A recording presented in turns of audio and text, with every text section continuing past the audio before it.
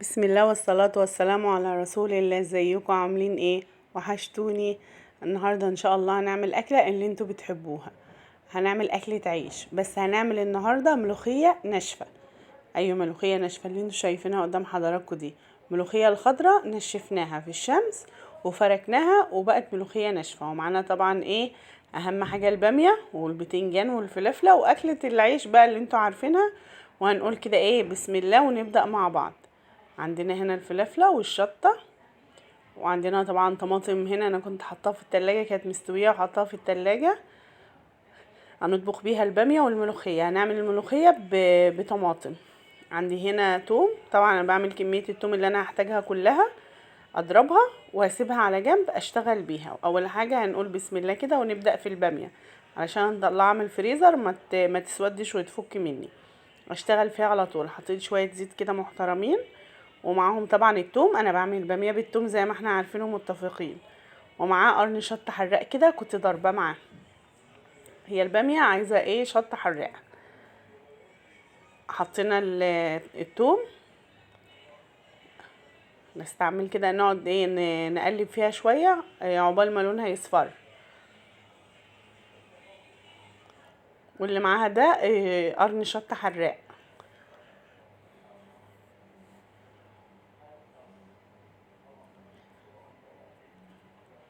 نكون مجهزين الطماطم. طبعا احنا ضاربين الطماطم في الخلاط. الطماطم دي انا كنت عيناها كانت مستويه وعينتها في الفريزر وسبتها لما فكت، وهضربها في الخلاط علشان اعمل بيها الباميه وهعمل بيها الملوخيه.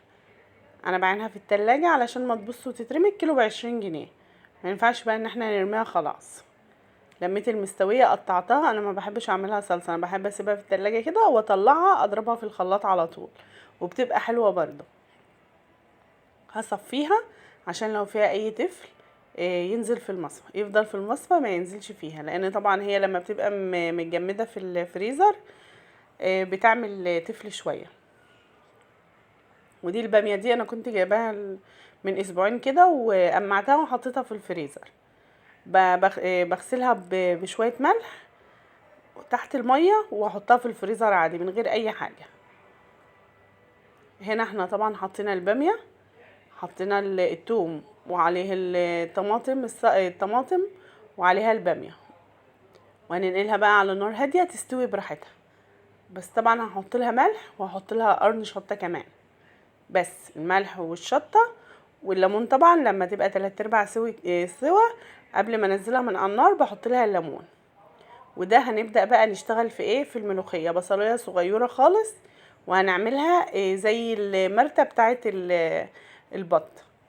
يعني انا هقطعها صغيره. هي بصلايه صغيره هقطعها قطع عاديه خالص، وهحط عليها زيت وفلفل وكمون وملح، واعملها بايدي، افركها بايدي كده زي ما بفركها، واحط عليها شويه ميه واسيبها تستوي. هي مرتة. وبعد كده هقول لكم هنكملها ازاي. هنا عندي الباميه حطيت لها الملح وحطيت لها قرن شطه، واسيبها بقى تفك براحتها وتعيش مع نفسها كده. واللي هنا الطماطم كانت تقيله شويه لان هي كانت كميتها كبيره، حطيت لها ميه علشان تستوي براحتها. هبدأ بقى هنا زي ما قلت لحضراتكم الملوخية الناشفة، مش الخضرة. الخضرة لها طريقة تانية خالص في الطبيخ. الملوخية الناشفة دي طعمها حلو جدا. تاكليها بقى بعيش. دي يعني ما بتتاكلش برز بصراحة، هي بتتاكل بعيش. حطيت لها فلفل اسود وكمون وملح وزيت ودعكتها بايدي. وحطيت لها طبعا ايه كوبايه ميه كده ايه صغيره او نص كوبايه ميه كبيره تستوي فيها. وحطينا لها ملح مش كتير، يعني انت ايه بايده ايه، يعني كمية الملح دي ترجع لك انت. وشوية شطة طبعا علشان تبقى حراقة. وهسيبها تستوي على نار هادية براحتها عشان البصلة تستوي. احنا مقطعين البصل مكعبات صغيرة. اسيبها على النار بقى تستوي. ورا هنا كده انا كنت مولعة على الطاسة فيها زيت علشان احمر البتنجان واحمر الفلفل عشان اعمل المسقعة بتاعة البتنجان والفلفل. هنا البامية هتبدأ تفك بقى. انا سايباها على نار هادية براحتها. وهنا عندنا البصلة اللي هي المرتة، عاملاها مرتة، سايباها تستوي براحتها خالص. علشان بعد ما تستوي هقول لكم هنعمل فيها ايه.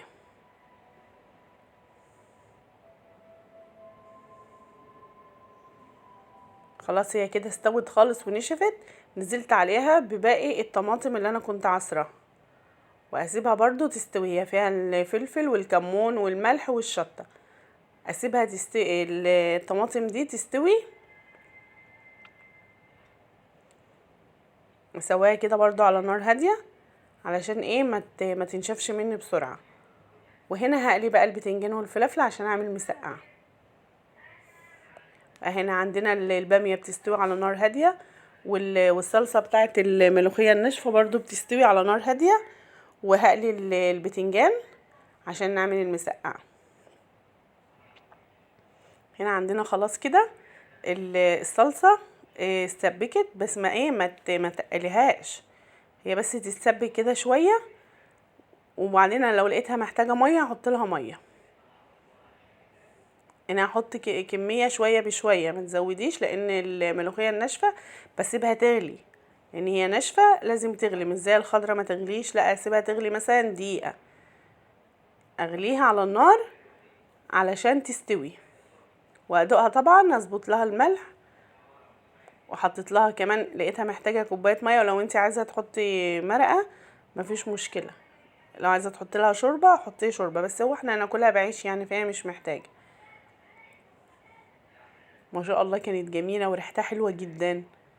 بس دي بقى ما بتعملهاش طشه، يعني الملوخيه الناشفه دي ما بتعملهاش طشه.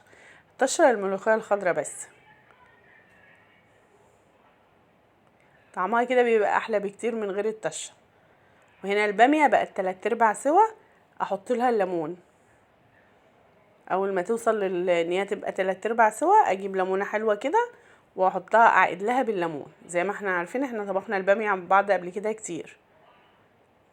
وظبطنا لها الملح وحطينا لها قرن شطه.